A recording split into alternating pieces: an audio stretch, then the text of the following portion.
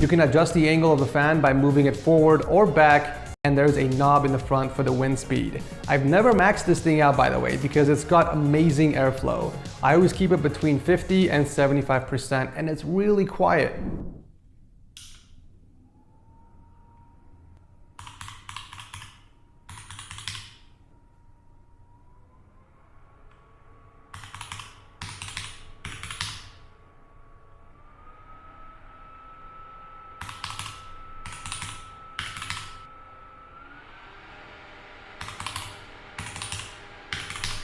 The best part about this is that it's USB powered, so you can plug this into a USB hub in the back of your PC, or better yet, if you have a monitor with a USB port, you can plug it in the back of that, just like what I did. And because of how small it is, you can tuck it away when you're not using it. It also comes in 4 different colors, so I'm sure you guys can find one that fits your setup's color scheme. But yeah, if your hand is always sweating when gaming, or if your room just gets really hot at times, pick up a desk fan. It's gonna change your life.